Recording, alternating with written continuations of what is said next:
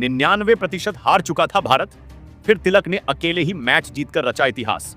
जी हां दोस्तों, दूसरे टी20 मुकाबले में भारत के गेंदबाजों ने एक बार फिर किया कमाल, लेकिन बल्लेबाजों ने बुरी तरह फंसाया। 166 रन के लक्ष्य का पीछा करने उतरी थी भारतीय टीम, लेकिन 78 रन पर ही आधी से ज्यादा टीम पवेलियन लौट चुकी थी। लेकिन फिर उसके बाद तिलक वर्मा ने अकेले दम पर पलट दिया पूरा ही मुकाबला, और अंत में इस मुकाबले में इस टीम ने जीत हासिल करके सीरीज में अपना दबदबा बनाया। तो क्या है दूसरे टी20 मुकाबले का पूरा हाईलाइट, बताएंगे दोस्तों आपको हमारी इस वीडियो में।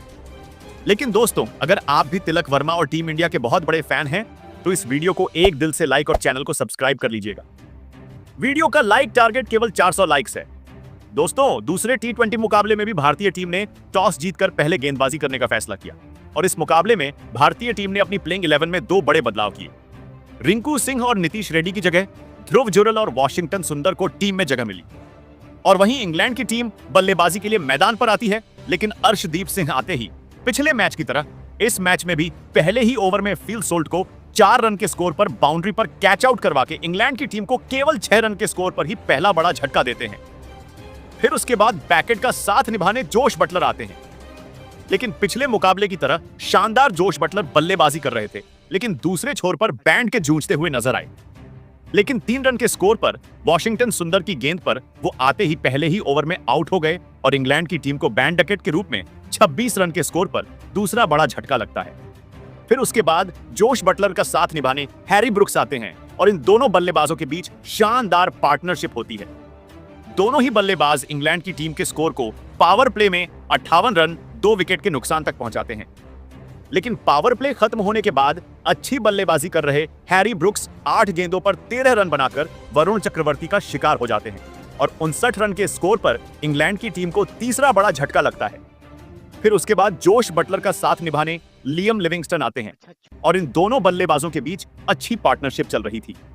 जोश बटलर 50 के करीब पहुंच चुके थे, दूसरी तरफ लिविंगस्टन भी एक चौका लगाकर अच्छी बल्लेबाजी कर रहे थे।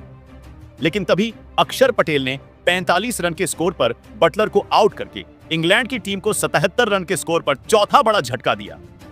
फिर उसके बाद लिविंगस्टन का साथ निभाने स्मिथ आते हैं, और इन दोनों बल्लेबाजों के बीच अच्छी पार्टनरशिप चल रही थी।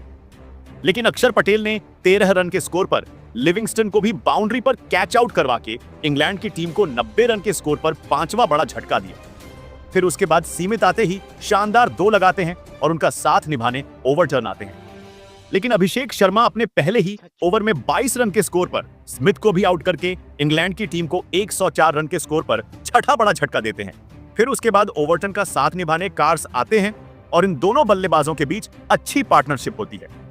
क्योंकि आते ही कार्स अच्छी बल्लेबाजी करते हैं, 3 वो लगा चुके थे। लेकिन दूसरे छोर पर वरुण चक्रवर्ती ओवरटन को 5 रन के स्कोर पर आउट करके इंग्लैंड को 136 रन के स्कोर पर 7वां झटका देते हैं, और ओवरटन के आउट होने के अगले ही ओवर में कार्स भी 31 रन पर रन आउट हो जाते हैं, और इंग्लैंड की टीम को 137 रन के स्कोर पर कार्स के रूप में 8वां बड़ा झटका लगता है।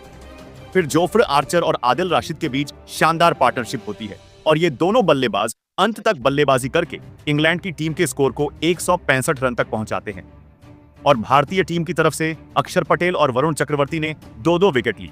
उसके अलावा अभिषेक शर्मा, सुंदर, हार्दिक पांडे और हर्षदीप को 1-1 विकेट मिला। और जवाब में 166 रनों के लक्ष्य का पीछा करने उतरी भारतीय टीम की तरफ से संजू सैमसंग और अभिषेक शर्मा ने पारी की शुरुआत की। हालांकि इन बल्लेबाजों ने पहली ओवर में शानदार बल्लेबाजी की, लेकिन दूसरे ओवर में अभिषेक शर्मा मार्कवुड की गेंद पर 12 रन के स्कोर पर LBW आउट हो जाते हैं, और 15 रन के स्कोर पर अभिषेक रूप में भारत को पहला बड़ा झटका लगता है।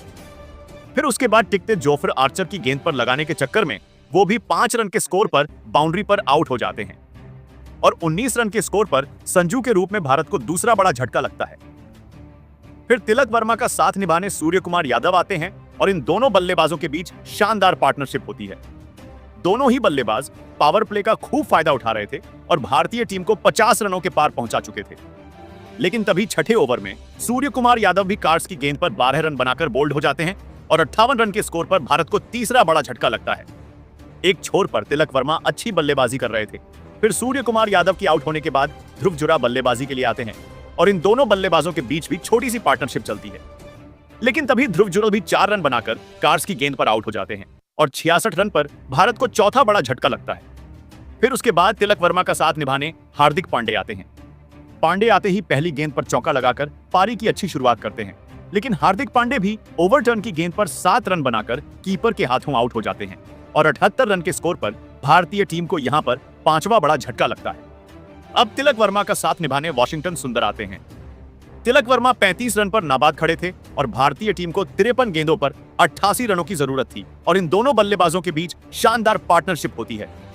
वाशिंगटन सुंदर ताबड़तोड़ अंदाज में बल्लेबाजी करते हुए 19 गेंदों पर 26 रन बनाते हैं, लेकिन वो भी कार्ड्स की गेंद पर बोल्ड हो जाते हैं और 116 रन पर भारत को छठा झटका लगता है।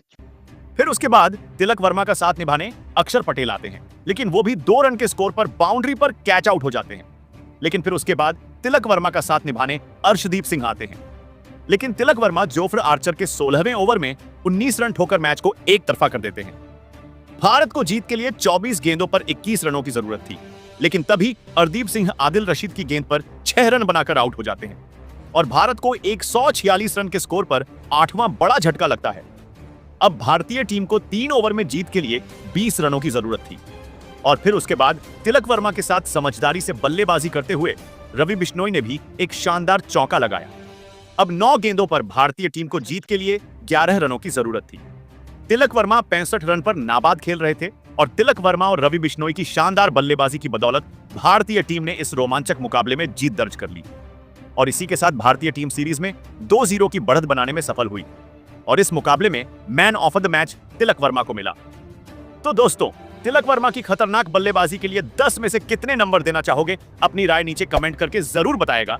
ऐसी ही शानदार खबरों के लिए हमारे चैनल को के लिए को सब्सक्राइब कर लीजिएगा। धन्यवाद।